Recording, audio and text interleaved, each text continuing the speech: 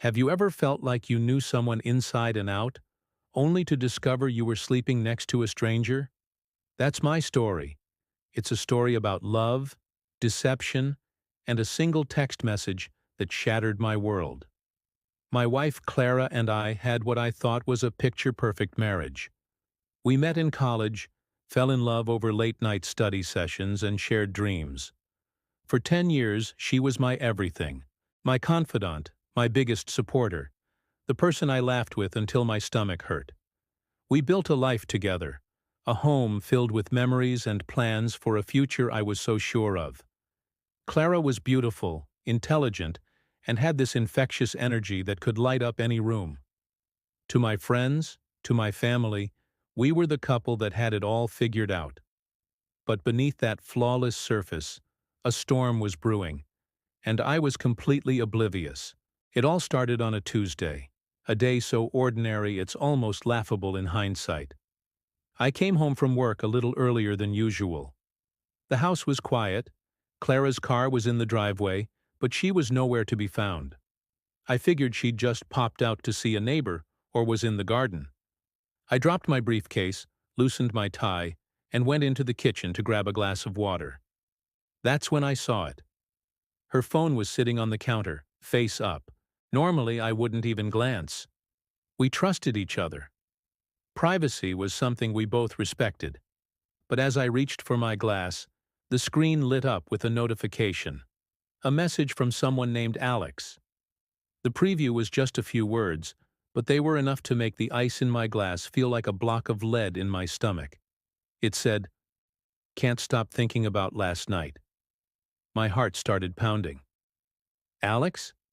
I didn't know any Alex. My first instinct was to dismiss it. It could be a work thing, a friend I hadn't met.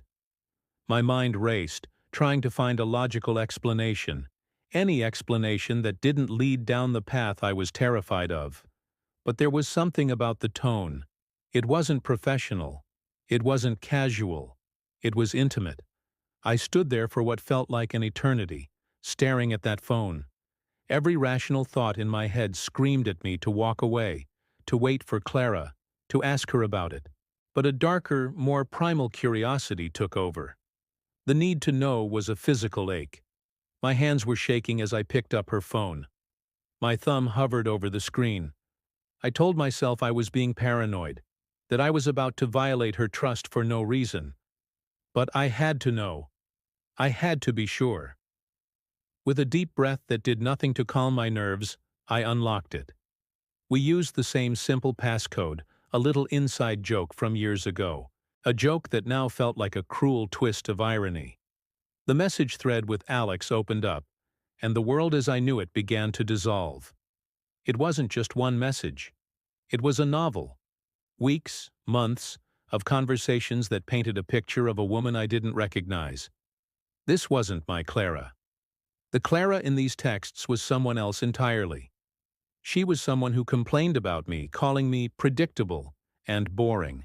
She mocked the little things I did for her, the surprise flowers, the dinners I cooked, things I thought made her happy.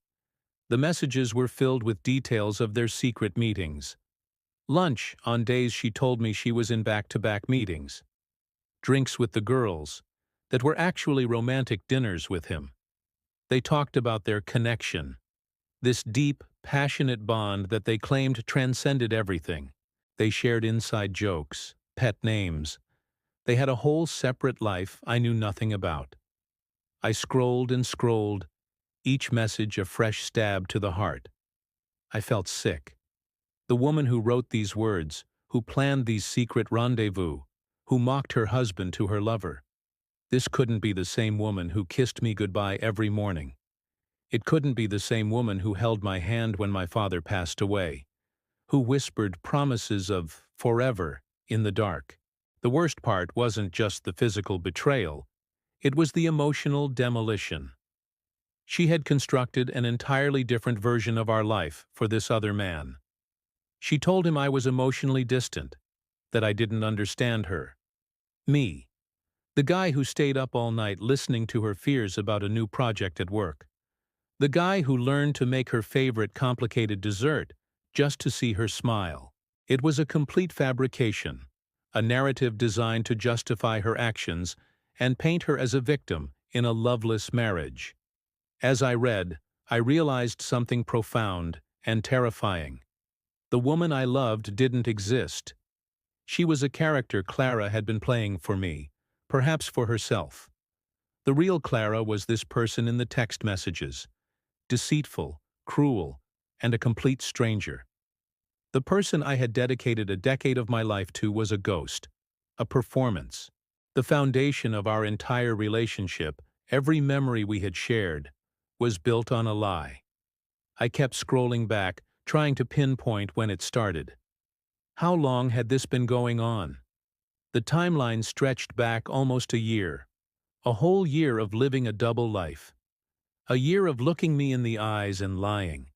A year of me being a fool, completely unaware. I thought about all the times she'd been out working late or on business trips. Each excuse, each lie, now clicked into place like a twisted puzzle. The late-night phone calls she took in the other room, the sudden new interest in her appearance. The signs were all there, but I had been too blind, too trusting to see them. I heard the front door open. "Honey, I'm home!" Her cheerful voice echoed through the house. The same voice that, just hours before, had been whispering sweet nothings to another man. I didn't move. I just stood there in the kitchen, her phone still in my hand, the screen glowing with her betrayal. She walked in, a smile on her face that faltered the second she saw me. She saw the phone, and she saw my expression. The color drained from her face. There was no need for questions, no room for denial. The truth was right there, lit up in my hand. In that moment, the actress disappeared, and for the first time in a very long time, I think I finally saw the real Clara. And I didn't know her at all. Her world of lies had come crashing down, and so had mine. But as the initial shock and pain began to subside, it was replaced by a strange sense of clarity. The woman I had mourned, the perfect wife I thought I had lost, had never been real in the first place. You can't lose something you never truly had. The journey ahead would be painful. There's no doubt about that. Rebuilding a life from the ashes of a decade-long lie is a monumental task. But for the first time, I felt a flicker of something other than pain. Freedom. Freedom from the illusion. The path forward is uncertain, but it will be my own, built on truth, not a beautifully crafted deception. Thank you so much for listening to my story. It's not an easy one to tell, but sharing it is part of moving forward. If you've been through something similar or just found this story compelling, please consider liking this video and subscribing to the channel. Your support means more than you know. See you in the next one.